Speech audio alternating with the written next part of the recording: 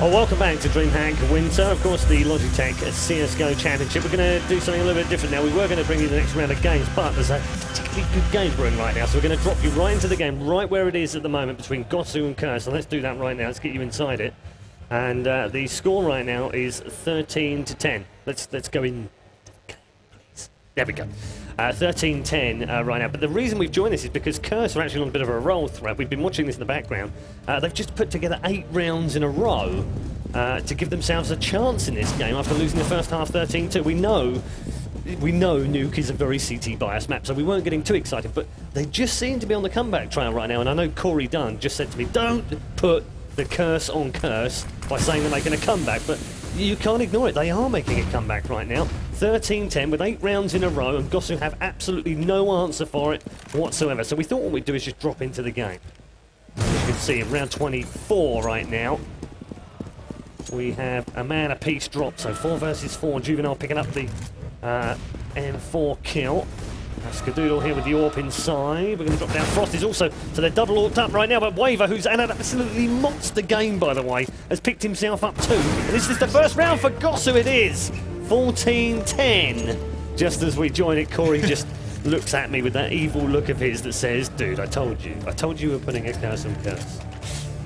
Yeah, but still, if they manage to win this round, they were all 2 survivors for the... Indeed. I just want to show you the scoreboard quickly. Waver, 29 and 14. He was 23 and 3 for the first half, which is insane. Yeah, and 13-2 is insane. 13-2 is one of those scores that when it just feels like impossible to come back. But impossible things we've seen before. Right now, though, there are only 2 lives left for Curse. 14-10 down. On a full buy, they have plenty of money after winning those 8 rounds in a row after winning the pistols.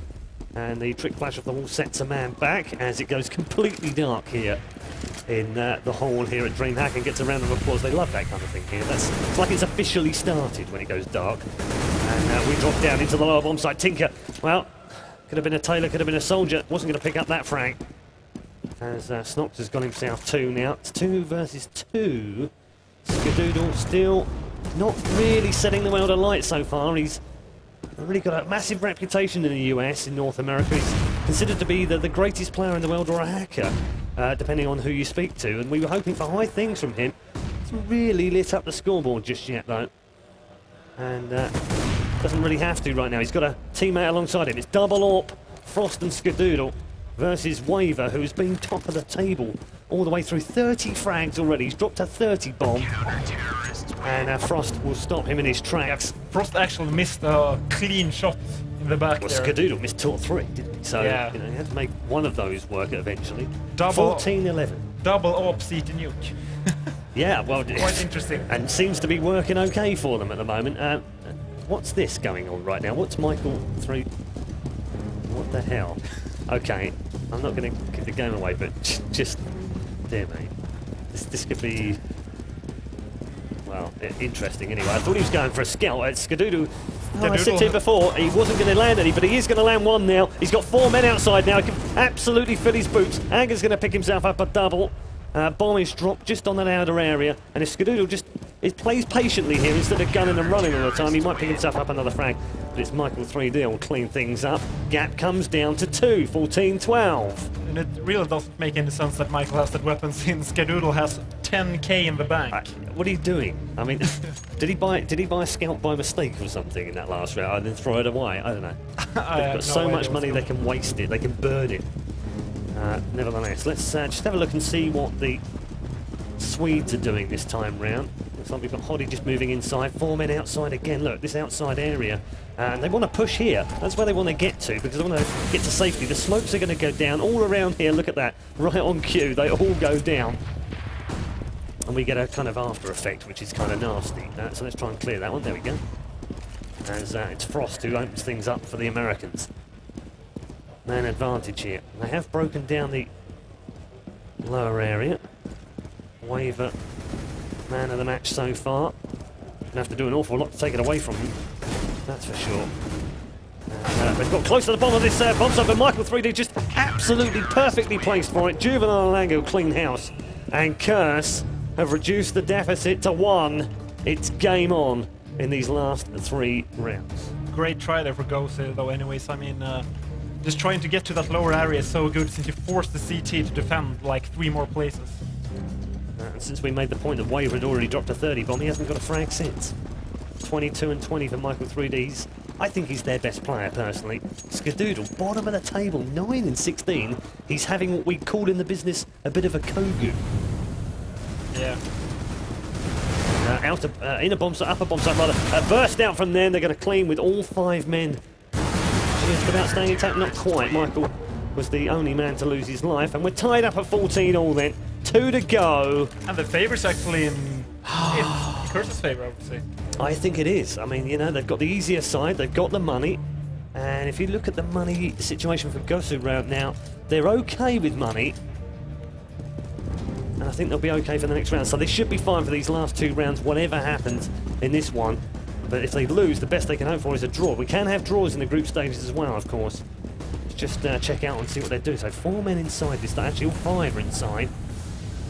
And we've got smokes deployed in a mixture of places. 1 through Squeaky, 1 outside, and 1 through Radio right now, which Kaiser is currently staring through. And it's a bit of a stalemate right now. Yeah, you can see the tension between the teams. A 14-14 round is Absolutely. Always a slow round. No mistakes whatsoever can be afforded by either set of players. Now, we are seemingly going to get a move here. And look at this, Snox has burst his way into the upper bomb site, gets tagged, gets pulled down actually by Michael, and Frost picks up a double in the middle of that. Hoddy then replied back on him. And Anger now is inside the upper bomb site. Curse will pick up that round and will now guarantee themselves at least a draw after being 13-2 down.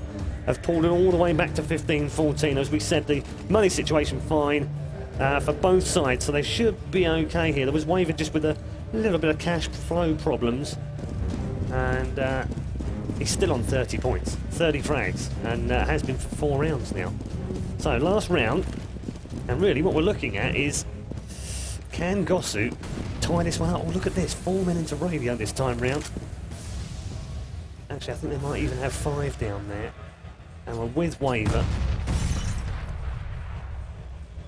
Just being very passive. Yeah. This is the difference between making the next round, this round, effectively, of making the quarterfinals. That's how big this could be. You'd have to fancy that Copenhagen Wolves are going to walk 3 out of 3, which means the winner of this game just has to beat Pro Gaming TD, and they'll make the quarterfinals. If they draw, it all starts coming down to messy stuff like rounds wins. It's Waver who blasts his way down into that lower bomb site and picks up the opening frag. Anger's got himself a reply back though. gosu replying back with an advantage. They've got a 4v3 now. Hoddy just 8 points of health in the mixture of that though. So it's almost like a 3v3. Still with Waver. With the bomb in hand. He's going to check that lower area before trying to plant here.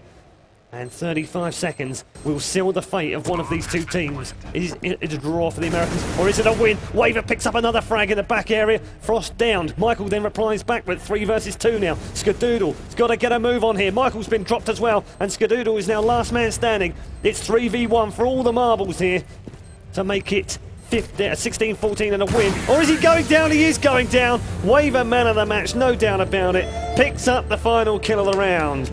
And the Swedes have managed to draw after being rolled through that second half by Curse. That was a fantastic comeback, but didn't nail it.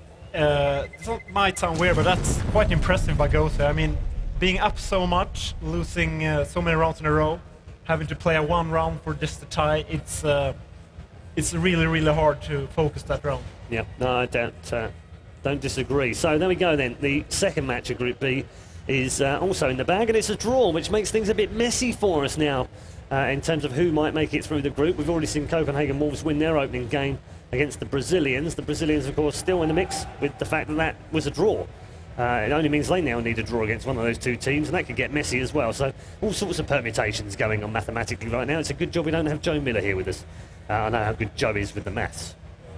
I jest. He's in Singapore this weekend. Go and watch him on the ESL stream as well. Right now here in DreamHack, though, we are going to take a very quick break, and then we'll come back with the second round games of Group B. Don't go anywhere.